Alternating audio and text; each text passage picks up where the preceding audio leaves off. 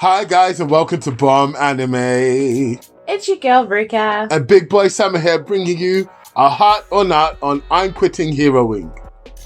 Creativity. So this anime is following Leo, who is a hero who was shunned after defeating the demon army that invaded. And he was shunned immediately. He wasn't even given rewards or thanks. In fact, his thanks were a bunch of assassins that came to murder him because he was seen as a threat. So in terms of like the creative elements, I think that they've got it. I like the fact that we actually got to see the aftermath of actually winning the quest, of actually getting to the end goal, and it not being pretty afterwards, not moving to the castle, not marrying the princess, none of that stuff, fam. You're getting kicked on the streets just like the veterans of today. It was a nice take on what happens in general. Entertainment. I would say that a lot of the entertainment value does come from the way that Leo banters, which I'll really speak about more in like the character development section. But his banter and his little witty retorts are humorous, and the way that they affect the other characters also brings entertainment value to it as well, because he's clearly irritating them, but not all of them, because each of the characters have distinct personalities. Even the characters that barely speak, you know what their personality is like.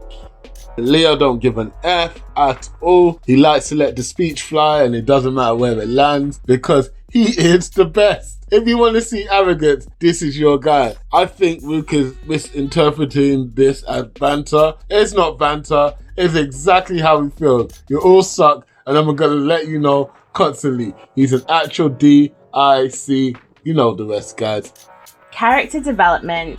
So, of course, I need to talk about Leo. He seems to be completely clueless about interpersonal relationships, and he brags in a way that seems as if it's unintentional, but at other times, you can tell that he really just doesn't have any filter and doesn't really care.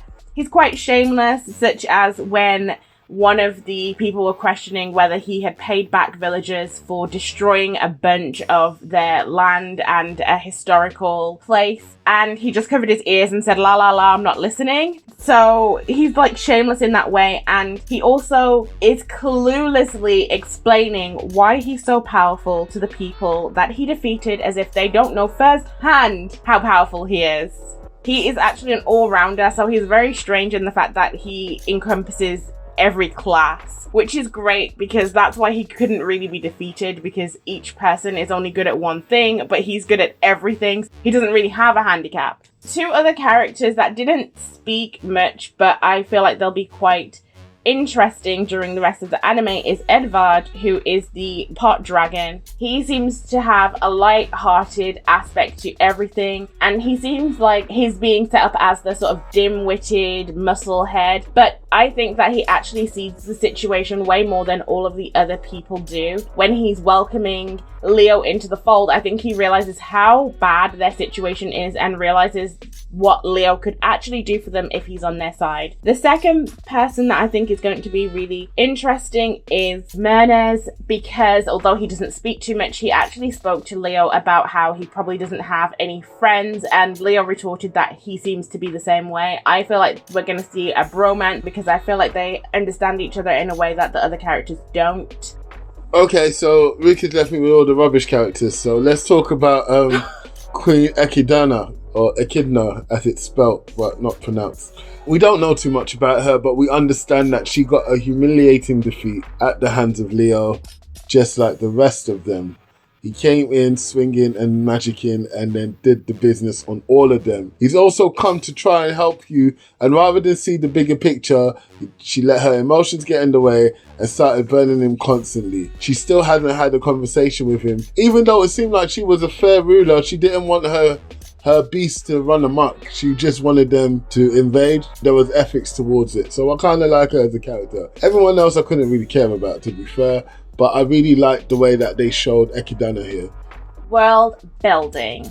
To me, this section was slightly strange, especially in the beginning, because the first scene showed what looked like very modern buildings. But then the weaponry and everything else that we saw after that point seems like an old fantasy world. So it was quite jarring. All the other buildings didn't look that way. In terms of the rest of the world building, we do realize very quickly that this is a fantasy world, and also not only that, they've shown us a lot of the creatures that live in this world. We've seen goblins and dragon folk, we've seen full dragons as well, beast people, and then you've got your normal classes like your mages, your archers, your warrior types, and even assassins. So this is actually a fully stocked world in terms of the types of beasts that live here, although we were told as well that this was an invasion, so a lot of the people that we see in Echidna's castle are from another world. So we also know that there are multiple places where different creatures live, and that Echidna and the people that she brought with her do not belong in this world. So I'm guessing that this is just a full human world. I think that the world building wasn't as big as it could have been, but I think it's because there's too much.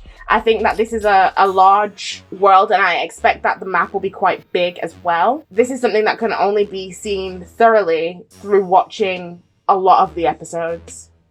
I don't share Ruka's sentiments here. I feel like they were severely lacking in building a world, and they focused too much on character development. Look, every single character was vibrant, new person, a new member, and a different character, and so therefore we got that. But we didn't really get any sense of the world other than what they told us, which was a war happened and we got our asses handed to us. That was it. Look, it's a typical medieval world, so therefore I'm expecting typical medieval things, and they gave me that, the bare minimum. But they didn't give me exactly what I think world building should be in terms of, could it only happen here? Is the world unique enough and done well enough for me to be fully immersed in the world itself?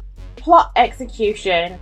In this section, I really feel like this anime was made for this show because they did tell us what the plot was going to be. Leo is going to help rebuild the demon army, and there is a lot that needs to be done. Everything needs to be done. It's on the very brink of complete and utter collapse. But not only did they give us the overarching plot, what I really appreciated was Leo asking those questions at the end of the episode, which was basically plot points, such as why on earth is Echidna still here after being so thoroughly defeated? He asked a couple of other questions as well, which give us a strong indication of where this is heading and tells us that there is more beneath the surface, such as Echidna not wanting too many murders. I mean, who invades somewhere and doesn't want too many murders? In history, that's so strange. And it tells us that Echidna wants a particular thing. She's invading for one specific reason, and it's not just to take over the land. And it tells us that this is part of the plot that we're going to explore. Did they give me a plot for now, and did they give me a plot for the entire show? You know what? Let's go to the verdict and find out. Creativity, hot or not? To me, it's a hot. I like it when anime does this and actually use fantasy to show real world problems and do it in a funny, creative, bubbly way. And I liked it. It did a good job there. This is a hot, and I especially appreciated the way he told us how he defeated each and every one of them. But not just that, the fact that all of the other characters didn't know how each other was defeated, which speaks to the shame that each of them may have felt to be so quickly defeated by a human. And I loved that touch. Entertainment, hot or not? I was on the fence with this one because it felt a lot longer than it should. I feel like there was so many unnecessary parts in the actual story as it was telling us, but I did really like it and I do want to watch more episodes. So I'm gonna go with my heart here and give it a heart. It's a heart.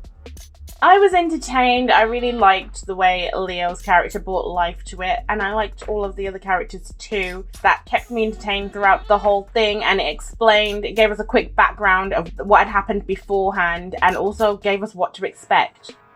Character development, hot or not? It's a tremendous hot for character development. You created a good number of unique characters that you have let us know exactly what they are about, what kind of characters they are, what kind of thought processes they go into, and what they do in the eyes of defeat. I like it. Let's see some more. This was also a hot for me. I really liked the way that they dealt with their characters. Even if a character barely spoke, you still knew exactly what kind of person that they were and the things that they may say. World building, hot or not? It's a not for me. they didn't do enough for me to be fully immersed. They did a lot of talking and a lot of, I want to say, grandstanding, showboating. Whatever Leo was doing, he was doing it in spades, but he wasn't building the world for me. I'm going to give this one a soft heart. What? I don't think it's as bad as you're saying it is. They gave us a lot of background on the way that the kingdom works. It gave us an indication that the king listens to his people, but it also felt as if it was strange that the king dealt with it in that way, which makes me think of corruption. So I feel like they did subtle things to make you get an impression.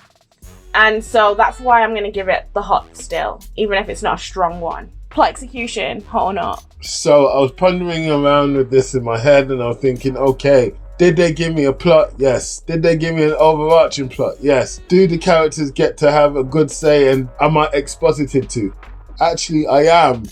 But also the characters are having their say. So I guess it's another hot. The way they dealt with the plot was probably my favourite part. So obviously it's a big hot from me as well. I love that they gave us plot points as well that they're going to explore, because it was questions that I was thinking of in my own head when I was watching it. And he basically said, you know what, we know what you're thinking about it and we will address it. Just sit there and let us do what we know to do. So I appreciated that. It makes me feel as if I'm in the right hands and I can just watch it without being worried that they're gonna f the whole thing up. So there you have it. Big Boy Sam has gone for 4 out of 5 hots and I have gone for 5 out of 5 hots. So overall, this one is doing big things for now for its first episode. Let's see if they keep it up for our part 2. And on that note, don't forget to like, subscribe and share. And thanks so much for watching. Peace.